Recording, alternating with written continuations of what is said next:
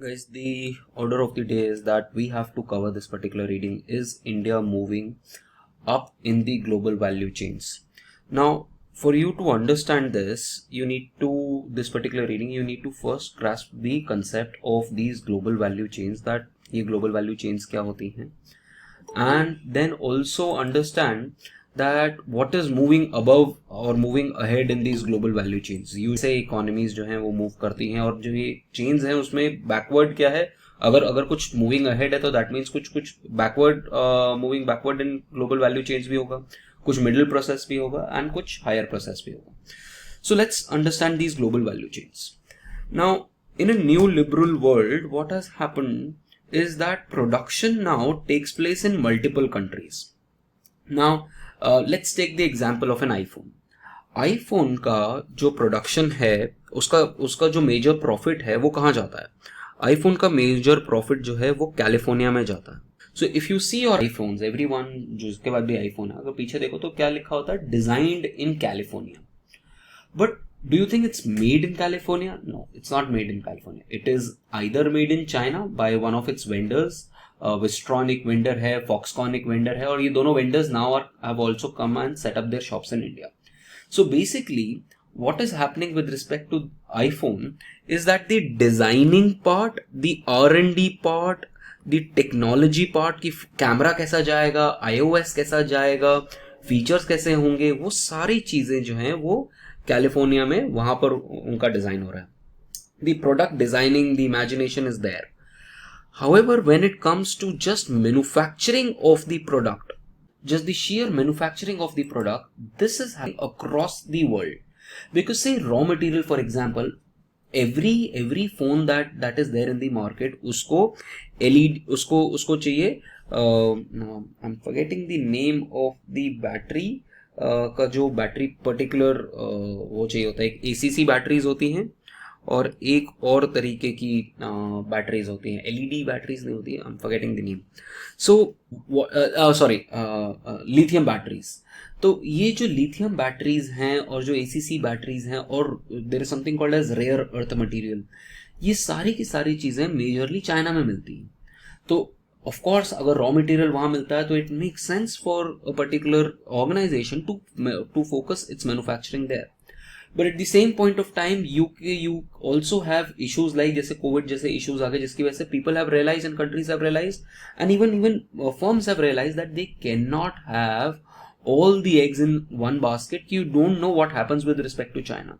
So what countries usually do is they spread out their production process in multiple countries.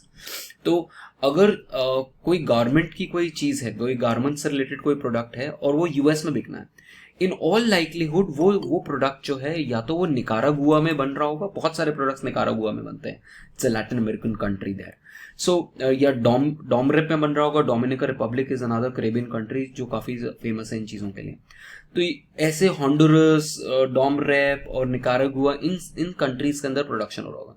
अगर इनको Europe में बेचना है तो यूरोप में फॉर एग्जांपल ज़ारा का एग्जांपल ले लेते हैं. ज़ारा जो है वो सिर्फ प्रोडक्ट डिजाइनिंग कर रहा है. उसका प्रोडक्ट का सोर्सिंग वगैरह कहाँ से हो रहा है?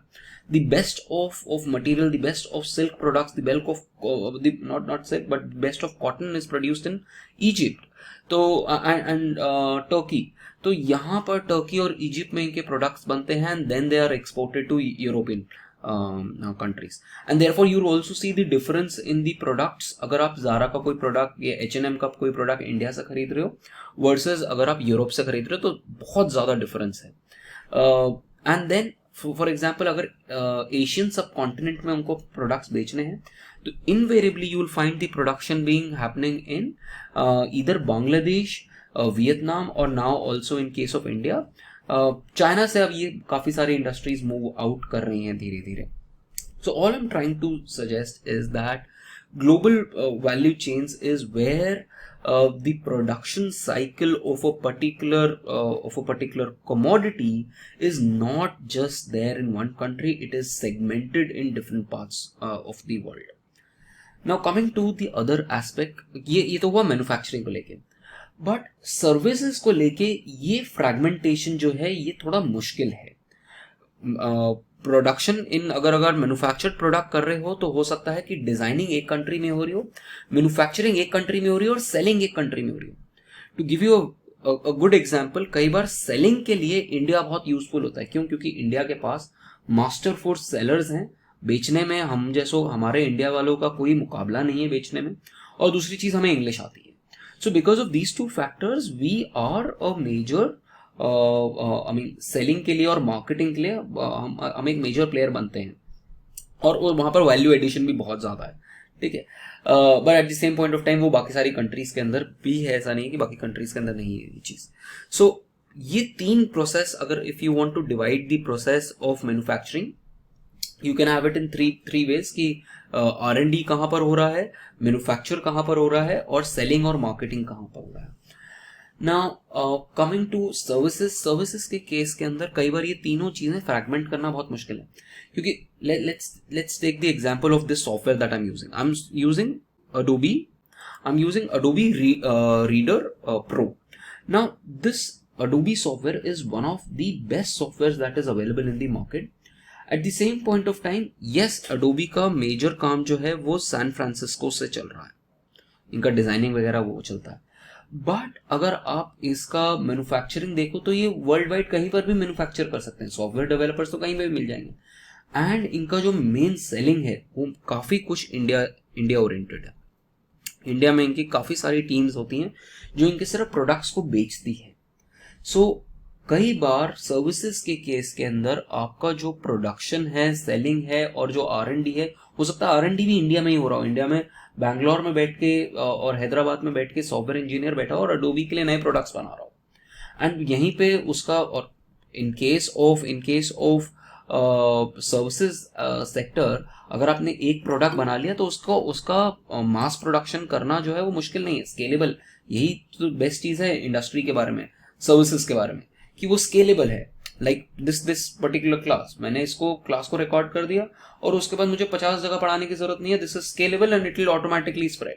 सो सर्विसेज स्टेट में वो स्केलेबिलिटी हमेशा आ जाती है. एंड एक बार आपने प्रोड्यूस कर दिया, R&D कर दिया, तो आपको सेलिंग ही चाहिए और यूजुअली वो सेम कंट्री में हो सकती है. So therefore the segmentation in services is a little difficult and we have a huge advantage in terms of services sector. Now what this reading does is that it goes into this global value chains and it re-examines the performance of India between 2005 and 2015 to see that what has happened in these years in terms of our participation in global value chains. Have we increased our participation in case of industries? If yes, then which industries? If no, then which industries? And in case of services, कौन सी industries के अंदर, और मतलब कि क्या हमारा ये participation increase हुआ है. So one question is participation. And when we'll talk about participation, we'll talk about something called as backward participation and something called as forward participation. और दूसरी चीज जो हम बात करेंगे वो है कि are we moving up? Moving up का मतलब है कि पहले आप सिर्फ एक छोटा सा काम कर रहे थे. सपोज एक गाड़ी बना रहे थे तो गाड़ी में सिर्फ आप नट बोल्ट्स प्रोवाइड कर रहे थे. अब आप उसका टायर और उसका इंजन के कंपोनेंट्स भी प्रोवाइड कर रहे हो और एक टाइम आएगा कि आप पूरी गाड़ी बनाने लग जाओगे. So that is called as moving up, कि आप अपना प्रोडक्ट्स, अपना जो कंट्रीब्यूशन है आपका, वो धीरे धीरे वर्ल्ड के जो प्रोडक्ट्स के अंदर, उनके अंदर आपका बढ़ रहा है.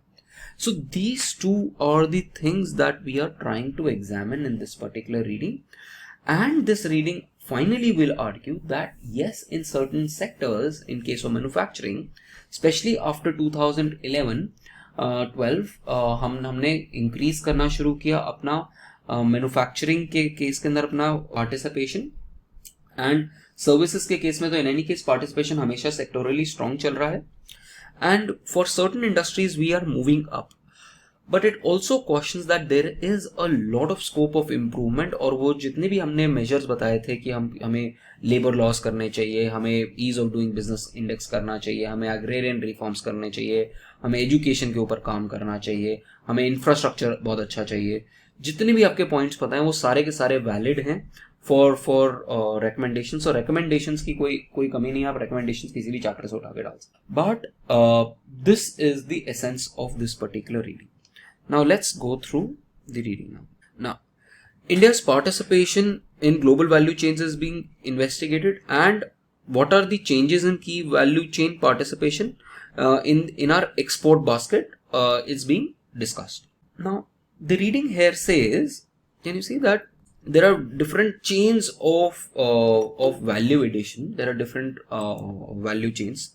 The first is sourcing of primary product. अगर आप वैल्यू चेन्स के बारे में बात करें कि वैल्यू चेन्स के कौन कौन से पोर्शन है, सबसे पहले आपकी बात आ गई कि आप प्राइमरी प्रोडक्ट्स लोगे. प्राइमरी प्रोडक्ट्स फॉर एग्जांपल अगर आपको गाड़ी बनानी तो आपको आयरन एंड स्टील चाहिए, ठीक है. देन उसके बाद manufacturing and assembly of the product is middle stages of the chain.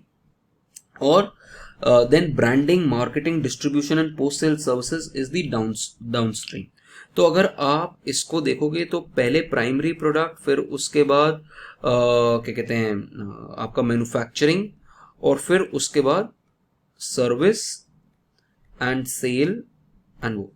But in सबसे पहले, इन तीनों स्टेप से पहले भी एक प्रोडक्ट का स्पेस है which is called as R&D, जहां पर हमने कई बार दोनों रीडिंग्स के अंदर बात करी कि हमारा R&D बहुत वीक है. 0.6% ऑफ GDP था जो 0.8 हुआ.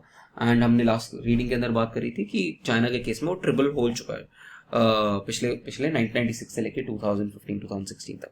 सो it starts with R&D, then you have primary sourcing, then you have manufacturing, and then you have service and sale. अब ये जो स्टेजेस हैं इसके अंदर जहां पर सबसे ज्यादा वैल्यूएशन होता है वो एक होता है R&D, क्योंकि वहां पर आपको सबसे पहले डिजाइन ही सोचना है, प्रोडक्ट बना ही नहीं है, आपको यहाँ पर सोचना है कि कैसे करोगे. उसके बाद प्राइमरी प्रोडक्ट सोर्स करना, और उसको बनाने में इतनी कॉस्ट नहीं है. So if you see the production of Foxconn, तो आईफोन का जो मेजर प्रॉफिट्स हैं वो कोई चाइना नहीं लेके जाता. मेजर प्रॉफिट्स कहाँ जाते हैं? मेजर प्रॉफिट जाते हैं R&D की कंपनी पास. तभी तो एप्पल है. इट्स टचिंग 2+ ट्रिलियन डॉलर का वैल्यूएशन इस कंपनी का, and one of the richest cash rich companies in the world. तो क्योंकि यहाँ पर R&D में सबसे ज्यादा वैल्यू एडिशन है. और दूसरा जो वैल्यू एडिशन है वो सेल्स एंड सर्विसेज के अंदर है. सो सेल्स एंड सर्विसेज का I will give you a very small example. If you have heard about Apple care, किसी ने सुना इसके बारे में? एप्पल केयर इंडिया में इतना फेमस नहीं है, बट बाहर बहुत ज्यादा फेमस है. Usually people buy this Apple care. Apple care is nothing but an insurance. अब Apple care as a service है, प्रोडक्ट भी नहीं, एज अ सर्विस है. उसी को एप्पल ने बिलियन प्लस इंडस्ट्री बना ली. तो सोचो एप्पल ने कैसे कैसे छोटे छोटे अपने प्रोडक्ट्स को और बांट के उसको billion plus. Tech AirPods is now I think 8-9 billion dollar industry.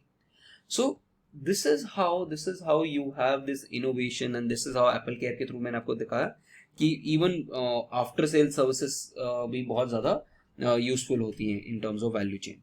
And this is what is also shown in this particular diagram कि वैल्यू एडिशन कहाँ पर है? वैल्यू एडिशन आपका product designing, standardisation and R&D में है. Then primary product और manufacturing वाला जो स्टेज है, जो स्टेज 2 है, अगर आप इसको 3 स्टेजेस में बांटना चाहते हो, देन उसके अंदर वैल्यू एडिशन कम है. Then transport, logistics, branding, distribution, marketing, ये बहुत इंपॉर्टेंट चीज है, क्योंकि mastering this is going to be tough. क्योंकि इसको मास्टर करने के लिए आपको R&D में एक तो पैसा पहले से ही डालना पड़ेगा, ठीक है. दूसरा ऐसा है.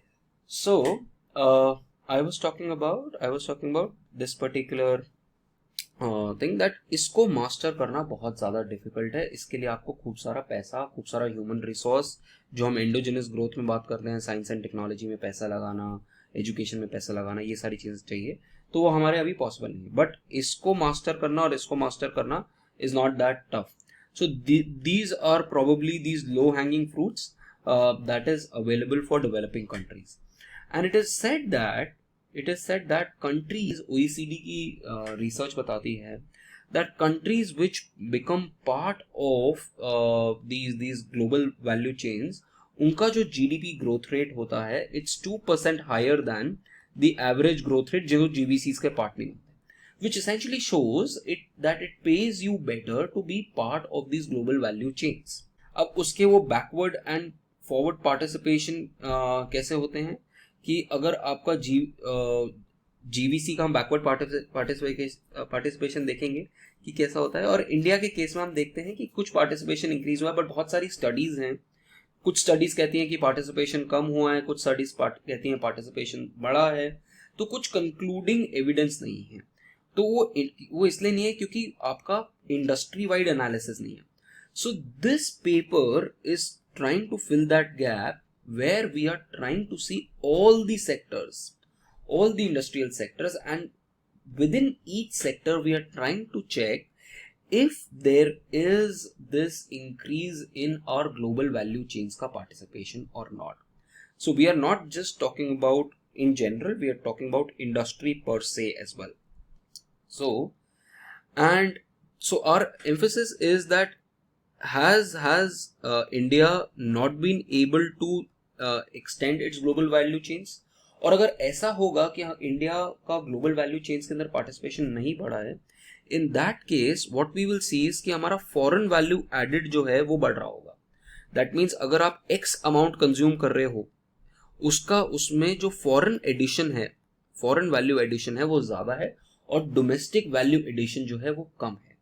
So that would indicate that you are not yet becoming the part of global value chains. Or what we might also see is that India is progressively entering these high value segments, and thereby our gains from trade is increasing.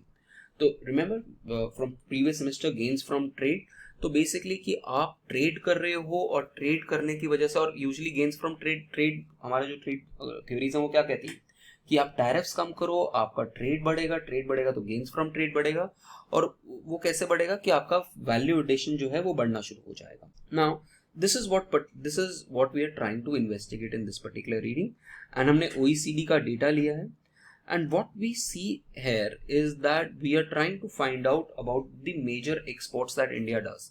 अब major exports India के क्या हैं? 76% of India's exports between 2005 and 2015 were accounted by majorly 10 sectors. Textiles जिनका share गिरा है, ठीक है, refined petroleum products जिसका शेयर इंक्रीज किया है, केमिकल फार्मास्यूटिकल प्रोडक्ट्स जिसमें इंक्रीज हुआ है, टेलीकॉम इंडस्ट्री, ये again you don't need to remember these industries apart from कुछ industries. For example you need to remember कि अच्छा हमारा इंफॉर्मेशन एंड टेक्नोलॉजी में इंक्रीज हुआ है, ठीक है, एंड हमारा टेक्सटाइल्स के अंदर कम हुआ है, बट रिफाइनरी प्रोडक्ट्स के अंदर इंक्रीज हुआ है। So I have mentioned certain, I have highlighted certain industries. You just need to know these particular industries because these have significant importance in our export baskets as well. So what we are seeing here is that for most of the manufacturing sector, there is we show a decline in value addition between 2005 and 2010, whereas between 2010 and especially after 2012 we see that for most industries जो value addition है हमारा वो बढ़ना शुरू हो गया, and it has reached the 2005 level by 2015. सो हम वापस मुड़ के 2005 लेवल पे बढ़ गए. तो 2005 से 10 के बीच में डिक्रीज हुआ और 12 के बाद से 15 तक इंक्रीज हुआ. And in most areas, in most manufacturing जो है हमारा जो वैल्यू एडिशन कंटेंट है वो 65% टू 78% है. दैट मीन्स अगर 100 रुपए का प्रोडक्ट है तो उसमें हम 65 रुपीज से लेके 78 रुपीज तक का हम वैल्यू एडिशन करते हैं. But in case of services sector ये जो value addition होगा as I told you will be more than 90%, because services के केस में segmentation जो है वो मुश्किल होता है. services केस में एक ही जगह पे सारे प्रोडक्ट, पूरा प्रोडक्ट बन सकता है. Now we will talk about two things जो मैंने आपको बताया, दो concepts, backward आपका GVC participation and forward GVC participation. This is something that you would need to know for answering this particular question, and you can probably write a mathematical equation. Now what is this forward participation? Now forward participation is कि हमारा domestic value added कितना है. What is our domestic value addition? ठीक है, domestic value addition in foreign exports. तो अगर कोई country export कर रही है तो उस कंट्री के एक्सपोर्ट में हमारा वैल्यू एडिशन कितना है, ठीक है, तो वो upon the share of total domestic exports as a share of domestic export. आपकी कंट्री के अंदर टोटल एक्सपोर्ट्स कितने हुए और डोमेस्टिक वैल्यू एडिशन जो है आप कर रहे हो इन फॉरेन एक्सपोर्ट्स, क्योंकि ये प्रोडक्ट्स जो है कई कंट्रीज में बन रहे हैं, तो कई कंट्रीज में बन रहे हैं, तो उसमें इंडिया का जो डोमेस्टिक वैल्यू एडिशन है वो बढ़ रहा है कि नहीं बढ़ रहा है, that is called as forward participation. That means आगे बेचने के लिए पार्टिसिपेशन, देयरफॉर ये आपका फॉरवर्ड पार्टिसिपेशन है कि आप बेच रहे हो। बैकवर्ड पार्टिसिपेशन क्या है? Foreign value addition in domestic exports, कि आप इंडिया से एक्सपोर्ट कर रहे हो प्रोडक्ट, उसके अंदर फॉरेन का पार्ट कितना है। So domestic value addition, you can write it down, foreign value addition in domestic exports upon as a percentage of gross exports in that particular sector. अगर हम सेक्टर वाइज बात करें, gross exports. सो अगर आपका ये बढ़ रहा है तो दैट मीन्स कि आपका फॉरेन वाला जो प्लेयर है वो ज्यादा प्रोवाइड कर रहा है आपका सामान एज कंपेयर टू इंडियन जो आपका कंट्रीब्यूशन है। और ये पूरी की पूरी रेशो दे रखी है यहाँ पर, और आपको दिखाई देगा कि हमारा फॉर एग्जाम्पल कुछ प्रोडक्ट्स के अंदर आपका ये देखो, टेक्सटाइल्स के केस में आपका फॉरेन का पार्टिसिपेशन बढ़ना शुरू होगा। क्यों? क्योंकि इंडिया से काफी सारी इंडस्ट्रीज जा रही थी, ठीक है, और फॉरवर्ड अब धीरे धीरे इंक्रीज, और फॉरवर्ड भी कम हो गया था और अब धीरे धीरे इंक्रीज होना शुरू हो गया। सो ये बहुत क्लियर चीज आपको पता होनी चाहिए कि अगर आपका बैकवर्ड पार्टिसिपेशन बढ़ रहा है दैट मीन्स आपका खुद का वैल्यू एडिशन नहीं बढ़ रहा है। अगर आपका फॉरवर्ड पार्टिसिपेशन बढ़ रहा है दैट मीन्स कि आपका value addition. So this is what we are trying to से।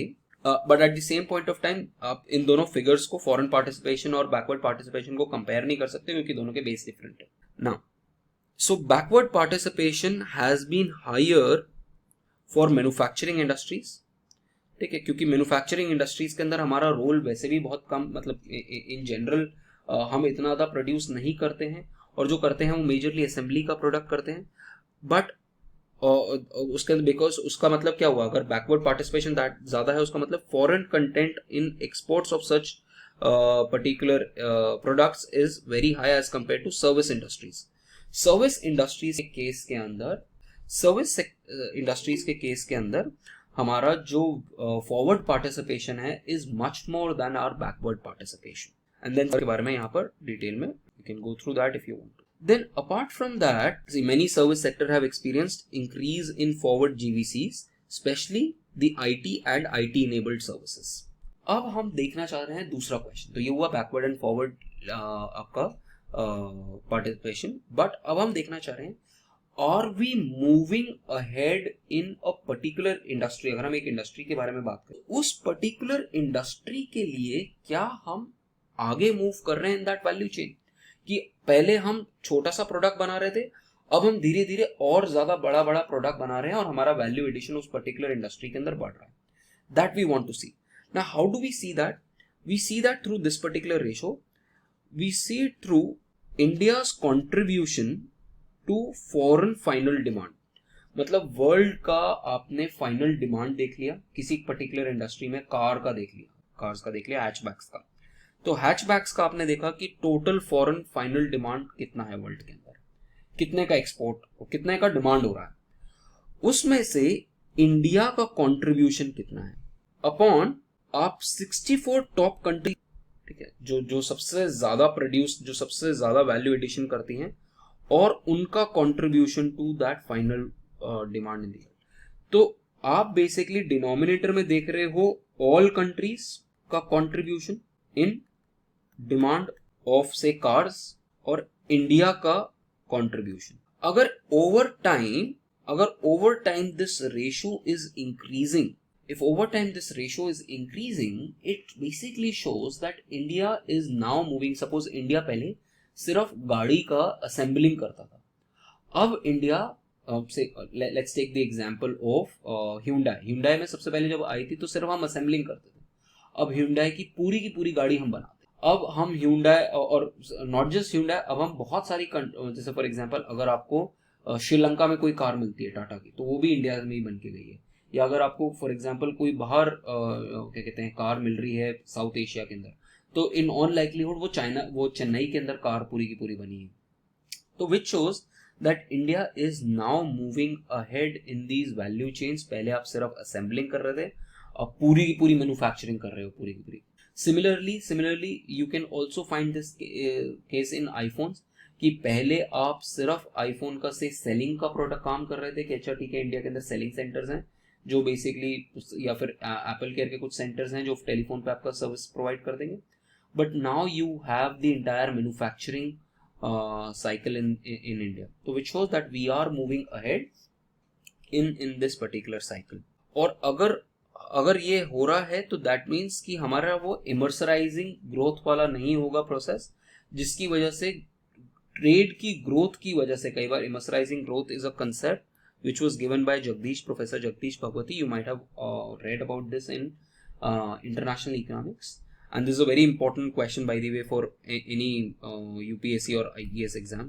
बहुत important topic है मर्सराइजिंग ग्रोथ, जिसमें बेसिकली हम कहते हैं कि ट्रेड होने की वजह से जो कंट्री का वेलफेयर है वो कम हो गया, या कोई या इसको कई बार डच डिजीज भी बोलते हैं, बिकॉज कि हॉलैंड को एकदम से नॉर्वेजियन सी के अंदर ऑयल के रिसोर्सेज मिल गए, और उसकी वजह से इतना ज़्यादा एक्सपोर्ट आ गया वर्ल्ड की मार्केट के अंदर ऑयल का कि ट्रेड ही पूरा का पूरा क्या कहते हैं नेदरलैंड्स के लिए, डच के लिए बेसिकली गिर गया, और उनका पूरा इंडस्ट्रियल आउटपुट और उनकी पूरी इंडस्ट्री इकोनॉमी डूब गई. So that is called as Dutch disease. और उसको मॉडर्न सेंस में हम कई बार इमर्सराइजिंग की, कई बार ट्रेड की वजह से आपका सोसाइटल वेलफेयर, जो ओवरऑल कंट्री का वेलफेयर है, ट्रेड इंडिफरेंस कर्व्स के थ्रू वो कम हो गया है. नाउ तो अगर आपका ये रेशो बढ़ रहा है तो that means we are avoiding all this possibilities of immiserising growth and Dutch disease. Now what we find here, तो यही यहाँ पर लिखा हुआ है that for a given industry अगर हमारा ये इंक्रीज कर रहा है तो हम इम्पोर्टेंस हमारा बढ़ रहा है. Now what we find here is that हमारा जो कंट्रीब्यूशन है कुछ पर्टिकुलर इंडस्ट्रीज का बढ़ा है. We conclude that India has grown in world trade GVC participation through 2005 and 2015. However, this participation has varied across industries. ये जो participation है ये मैन्युफैक्चरिंग के लिए is increased significantly for manufacturing sectors more than service sector, where the scope of fragmentation is much more. Then at the same point of time हम देखते हैं कि कई 2005 से 2010 के बीच में हमारा कई जगहों पे पार्टिसिपेशन का जो मेट्रिक्स है वो रिड्यूस करे हैं एंड फिर उसके बाद इंक्रीज किए हैं. And to comprehend if India is moving ahead in terms of value chains, we have made significant process in our value chain. और टेक्सटाइल्स के अंदर of late and in products के अंदर हमने वैल्यू चेन्स में addition करना शुरू किया है, एंड आईटी इनेबल्ड सर्विसेज के अंदर इंक्रीज किया है. However, for other industries, we find that there is a huge room for improvement. Finally, we see that our participation in IT-enabled services and हमारा participation increase हुआ है IT के अंदर, and textiles, coke and refined उसके अंदर हमारा we are moving ahead in the global value chains. तो ये सिर्फ आपको names याद रखने हैं कि इनके अंदर हमारा value chain के अंदर participation higher हुआ है. बाकी सारे प्रोडक्ट्स में we don't see. Therefore what we find is that there is a lot of room for improvement in moving ahead in global value chains. And अगर आपको वो इम्प्रूव करना है तो आपको बेटर लॉज चाहिए, लेबर लॉज, बेटर इंफ्रास्ट्रक्चर चाहिए, better skilled force चाहिए, बेटर इंडस्ट्रीज चाहिए, एंड आपको केयरफुली नेगोशिएट करनी है अपनी बायलैटरल एग्रीमेंट्स जिनके अंदर लोकल कंटेंट रिक्वायरमेंट के भी norms. So this is how this particular reading concludes in terms of its part in GVCs and what how we have fared in these global values. Fine guys.